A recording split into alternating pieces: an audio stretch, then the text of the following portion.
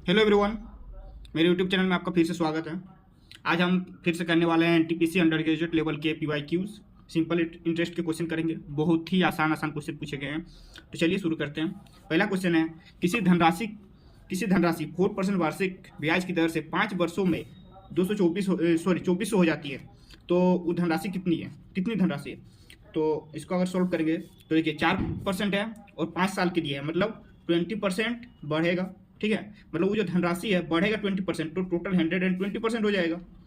तो 120%, अगर एक्स का 120% निकालने जाए, टोटल दिया हुआ है आपका 2400, क्या होगा यहाँ से आपका कट जाएगा 20 टाइम में, फिर इधर से मल्टीप्लाई हो जाएगा तो 2000 आंसर आ जाएगा आपका। ये पीवाईक्यू का ही क्वेश्चन है, बहुत आसान क्वेश्चन है। चलिए नेक्स्ट क्वेश्चन पे आते हैं।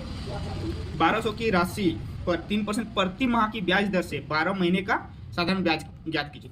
तो देखिए 1200 है तो 1% 12 हो गया, तो 3% कितना हो जाएगा, इसका 3 गुना 36। फिर क्या बोल रहा है, 12 से मल्टीप्लाई करना है, कितना होगा 72, 36 और 7 43 तो 332 हो जाएगा आपका। समझ में आया। नेक्स्ट क्वेश्चन है, थोड़ा सा ट्रिकी क्वेश्चन है, ट्रिकी नहीं बोल सकते, मतलब इस टाइप के क्वेश्चन किए हुए हैं, लेकिन ये 2024 के अनुसार दिया है। देखिए क्वेश्चन 25 फरवरी 2024 को जमा की गई राशि 26 अप्रैल 2024 को निकाली गई 4000 की राशि पर 6.7% वार्षिक दर से साधारण ब्याज ज्ञात कीजिए। तो यहाँ 25 फरवरी है, 2024 है, तो 2024 को लीप ईयर्स था, तो यहाँ पे हो गया 4 दिन बचेगा आपका, 29 तक जाने में 4 दिन, और इधर 26 दिन, 4 26 30 दिन हो गया, और बीच में मार्च का महीना है तो उसमें 31 दिन होता है, तो हो गया टोटल 61 डेज का। 61 डेज है, तब 61 डेज है, तो अगर हम लोग नॉर्मल देखते हैं 73 इंटू 5 करते हैं तो 365 डेज आता है। तो हम लोग बोलते हैं 73 डेज अगर दिया है तो 1/5 करेंगे, लेकिन 61 डेज तो 1/5 हो नहीं रहा है। लेकिन ये हो रहा है कैसे, क्योंकि ये लीप ईयर है, तो 6 से मल्टीप्लाई करेंगे तो 366 हो जाएगा। मतलब ये जो टोटल जो आएगा ब्याज उसका 1/6 कर देना है, सिंपल। तो ब्याज निकाल देते हैं, P into R into T पता है, 675 इंटू परसेंटेज का 100, फिर पॉइंट हटा दिए तो उसका 100, फिर 1/6, और टाइम राशि वार्षिक टाइम 1/6 हो गया। 3 जीरो काट दिए, फिर आपका 5 से कट जाएगा ये 1 टाइम में, 3 टाइम में, 5 टाइम में, फिर 3 से कट जाएगा, 3 4 12, 3 5 15 और 2, मतलब 2 इंटू 45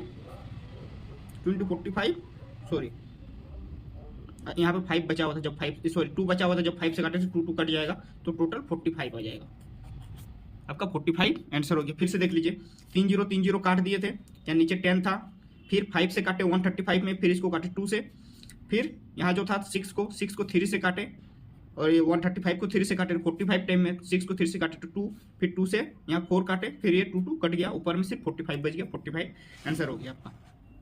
नेक्स्ट बात है, यदि 400 की राशि पर 5.5 वर्ष के लिए 16% वार्षिक ब्याज दर उधारी लगी तो कितना होगा। तो 455/100 इंटू 10, पॉइंट हटा दिए, फिर 16, लेकिन हम लोग पूरा सॉल्व नहीं करेंगे। यहाँ पर देख रहे हैं नीचे 11 नहीं है, यहाँ पर 11 है, तो जो 11 से कटेगा वही हो जाएगा। यहाँ का डिफरेंस देखते हैं, 6 आ रहा है, यहाँ 5 आ रहा है, 11 से नहीं कटेगा। देखिए यहाँ 5 आ रहा है, ये भी 5 आ रहा है, 11 से कटेगा, 6 आ रहा है, 0 आ रहा है, 11 से नहीं कटेगा, 5 आ रहा है, 3 आ रहा है बीच में, 11 से नहीं कटेगा, सिर्फ ये वाला नंबर कटेगा, तो ये आंसर हो जाएगा, सॉल्व नहीं करने जाएंगे। और अगर डिविजिबिलिटी रूल वाला वो चाहिए तो मेरे चैनल पे अपलोड किया गया है, पूरा देख लीजिए। डिविजिबिलिटी रूल बहुत इंपॉर्टेंट होता है इस टाइप के क्वेश्चन के लिए, बहुत टाइम बचाता है हमारा। तो चलिए नेक्स्ट क्वेश्चन पे आते हैं। देखिए इस टाइप का बहुत सारा क्वेश्चन पूछा गया, मतलब 30 प्लस क्वेश्चन, टोटल 61 या 71 क्वेश्चन था, लगभग 30 के आसपास इस टाइप का क्वेश्चन पूछा गया है। सॉरी, शुरू करते हैं। सपना ने 20,900 रुपये की धनराशि को कुछ 10% वार्षिक ब्याज की दर से और शेष धनराशि 9% वार्षिक ब्याज की दर से निवेश की। यदि 5 वर्षों के बाद दोनों निवेशों का ब्याज बराबर ब्याज प्राप्त हो रहा है, तो 10% वाला वार्षिक ब्याज की दर से निवेश ज्ञात कीजिए। हम लोग पहले मानते थे, एक एक्स मान लेते थे, एक ऐसे मान लेते थे, ठीक है। हम लोग ये चीज़ नहीं करने वाले, एक को एक्स मानेंगे, एक को वाई मान लेते हैं, ठीक है।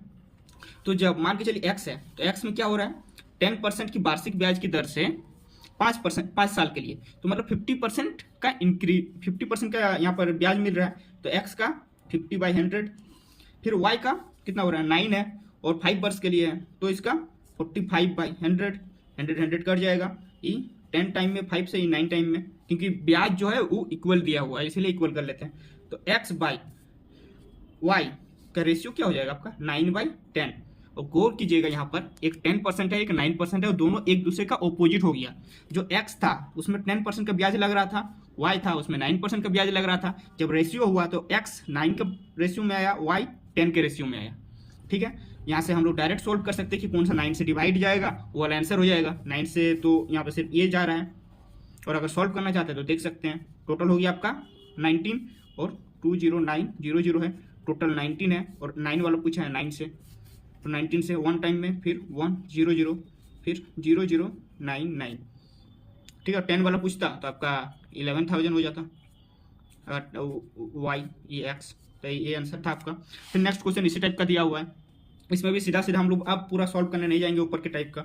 यहाँ एक 11% है, एक 14% है। किसका वाला पूछा है, 14% बोला है, तो 14% जब बोला है तो इसका रेशियो में इसका ऑपोजिट आएगा। देखिए बराबर ब्याज है, ब्याज बराबर देख लीजिएगा। अगर ब्याज बराबर नहीं है तो जिस रेशियो मान के चलिए, देखिए ऊपर वाला क्वेश्चन के अनुसार मान के चलिए यहाँ बोलता कि 2/3 होता है, तो एक साइड 2 से मल्टीप्लाई होता है, एक साइड 3 से मल्टीप्लाई होता है, फिर रेशियो निकलता है, कुछ तो रेशियो होता है ना, फिर रेशियो के अनुसार मतलब सॉल्व हो जाता है। यहाँ पे देखिए बराबर ब्याज बोला है, तो हमें 14% वाला निकालना है, तो हम लोग 11 उसका रेशियो में आ जाएगा, 11 रेशियो में आ जाएगा। फिर देखेंगे 11 से कौन मल्टीप्लाई हो रहा है, मतलब कौन डिवाइड हो रहा है 11 से। यहाँ आपका 15 19 नहीं हो रहा है, 17 16 नहीं हो रहा है, ये आपका 15 14 नहीं हो रहा है, ये हो रहा है ये 15, ये हो रहा है 15, ये हो जाएगा आपका आंसर। देखिए निकाल के भी दिखा देते हैं। 14 और 11 में आपका रेशियो में आ जाएगा, तो 25 टोटल हो जाएगा।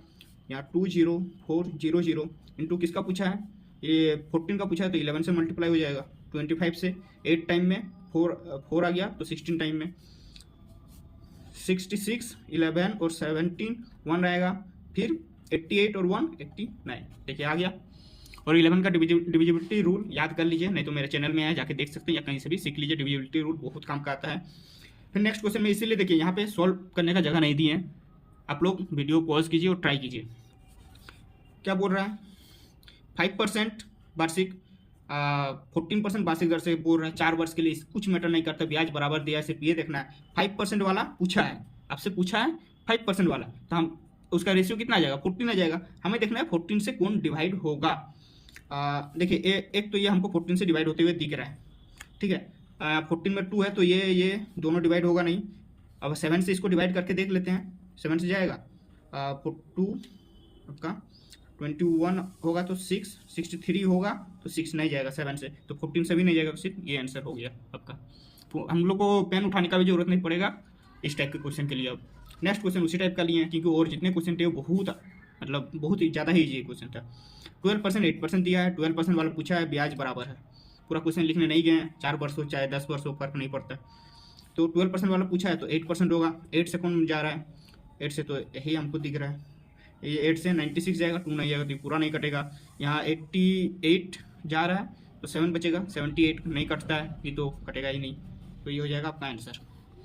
अगर एसआई का ये मेरा इस टाइप का मतलब अप्रोच और तरीके में मज़ा आया हो तो चैनल को सब्सक्राइब कीजिए, वीडियो को लाइक कीजिए, और अपने दोस्तों से शेयर करना ना भूलें। नेक्स्ट क्वेश्चन सीआई पे आएगा, कंपाउंडिंग इंटरेस्ट पे, चक्रवृद्धि ब्याज पर, और उसके बाद दोनों मिला के जो क्वेश्चन पूछता है वो थोड़ा ट्रिक होता है, उसके बाद आएगा। ठीक है, 2 दिन में पूरा चैप्टर कंप्लीट कर देंगे जितना भी PIQ पूछा गया है। तो चैनल से जुड़े रहिए, वीडियो देखते रहिए और पढ़ाई करते रहिए। धन्यवाद आपका।